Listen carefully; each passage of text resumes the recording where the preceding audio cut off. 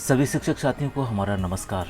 शुभ समय है जब आप अपनी मनपसंद की शाला में जाना चाहते हैं, जो कि स्थानांतरण नीति अब हमारे सामने है। 12 जुलाई को शिक्षा विभाग द्वारा जारी कर दी गई है, तो अब जल्दी से आप तैयारी कर लीजिए अपनी मनपसंद शाला में जाने की। ये आदेश 20/1 क्रमांक से जारी हुआ है और जिसे मध्य प्रदेश शासन ने जारी किया है। ये नीति समस्त कलेक्टर, समस्त संभागीय आयुक्त, समस्त जिला शिक्षा अधिकारी को भेजी गई है। बहुत विस्तृत पॉलिसी है, बहुत विस्तृत नीति है। आप इसको ध्यान से पढ़ेंगे, एक एक चीज़ पढ़िए इसकी, तो आपको नीति बहुत स्पष्ट लिखेगी। कोई भी इसमें कन्फ्यूजन जैसी बात नहीं लिखी है, एकदम हर जगह बिल्कुल स्पष्ट लिखा हुआ है। चलिए तो एक एक बिंदु हम इसका पढ़ते हैं।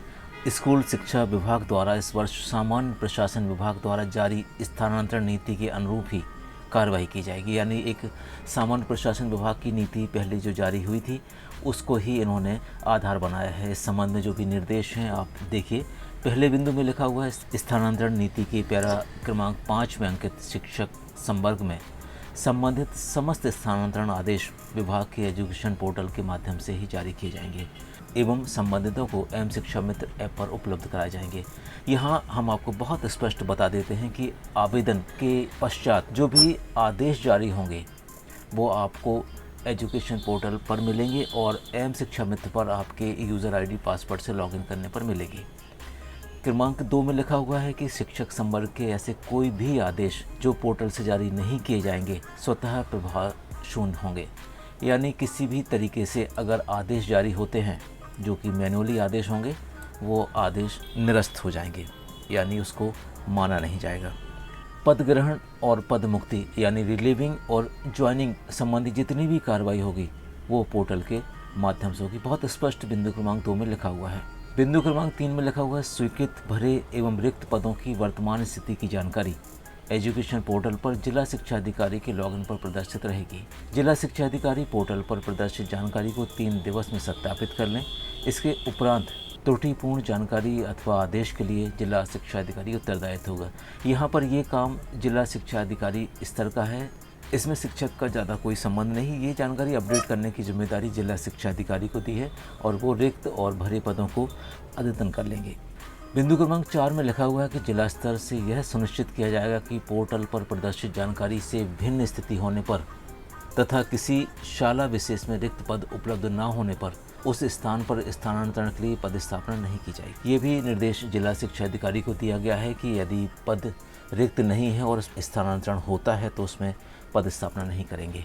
बिंदु क्रमांक 5 में लिखा हुआ है विशिष्ट प्रकार की शालाएं। इसमें उदाहरण दिया जैसे सीएम राइज योजना के अंतर्गत संचालित विद्यालय, उत्कृष्ट विद्यालय एवं मॉडल स्कूल के पद ब्लॉक किए जाएंगे। इन विद्यालयों में स्थानांतरण के माध्यम से पदस्थापना नहीं की जाएगी।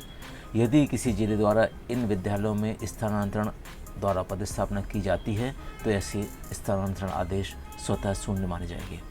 यानी जो भी सीएम राइज विद्यालय है, उत्कृष्ट विद्यालय है और मॉडल स्कूल है, इसके लिए आप आवेदन बिल्कुल ना करें। अगर आप आवेदन करते हैं और ट्रांसफ़र आदेश जारी हो जाता है तो ऐसे आदेश को उन्होंने निरस्त माना है, शून्य माना है। बिंदु क्रमांक 6 में लिखा हुआ है कि किसी शाला कार्यालय में किसी रिक्त पद पर जिले एवं राज्य दोनों स्तर से स्थानांतरण आदेश जारी किए जाने की स्थिति में राज्य स्तर से जारी स्थानांतरण आदेश प्रभावशील होगा। यहाँ बिंदु क्रमांक 6 बिल्कुल स्पष्ट है, आप भी इसको देख लीजिए। यदि जिले से और राज्य से किसी शाला के लिए स्थानांतरण आदेश जारी हो जाते हैं तो जो वरिष्ठ कार्यालय का आदेश है वो माना जाएगा और जो जिला स्तर से आदेश जारी हुआ है वो आदेश निरस्त हो जाएगा।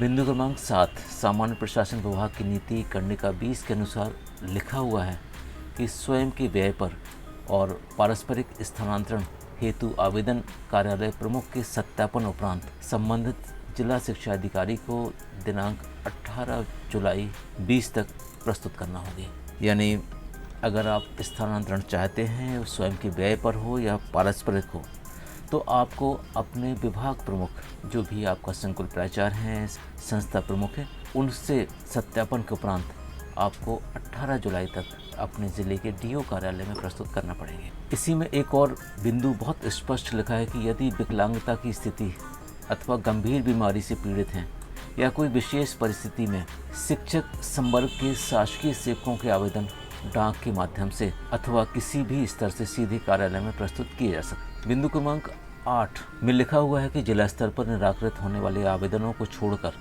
शेष आवेदनों को जिला शिक्षा अधिकारी द्वारा परीक्षण कर संवर्गवार नियत प्रारूप में सूचीबद्ध कर एक्सेल फाइल और हस्ताक्षरित PDF में आयुक्त लोक शिक्षण को दिनांक 19 जुलाई 20 तक प्रस्तुत किया जाएगा। यानी जो जिला स्तर पर निराकृत हो सकते हैं उनको छोड़कर शेष आवेदन 19 जुलाई तक आयुक्त के पास भेजना पड़ेंगे।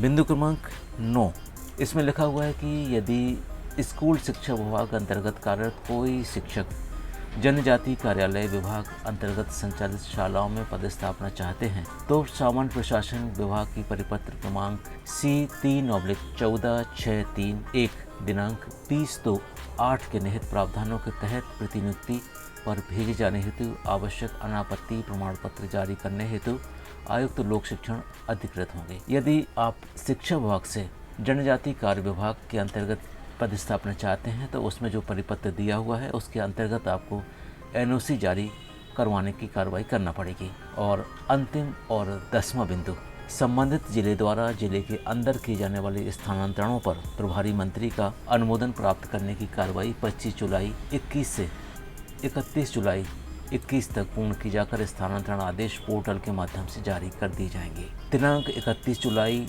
को रात्रि 12 बजे स्थानांतरण हेतु पोर्टल लॉक हो जाएगा। ये तो थी 10 बिंदु की स्थानांतरण नीति जिसे उप सचिव मध्य प्रदेश शासन स्कूल शिक्षा विभाग द्वारा जारी किया गया है और इसकी प्रतिलिपि काफ़ी जगह पर भेजी गई है।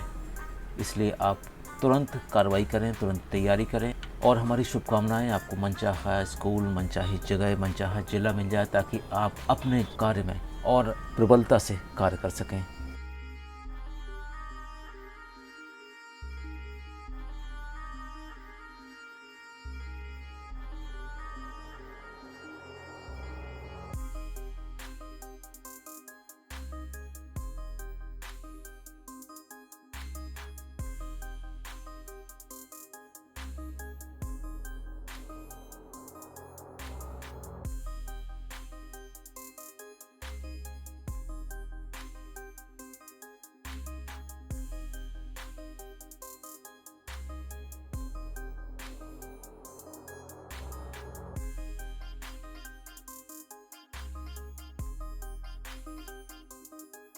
आपको स्थानांतरण नीति के संबंध में यदि कोई क्वेश्चंस हैं, कोई कन्फ्यूजन्स हैं, कोई और बातें आप पूछना चाहते हैं तो कमेंट बॉक्स में लिखिए, हम तुरंत उसका आपको रिप्लाई करेंगे।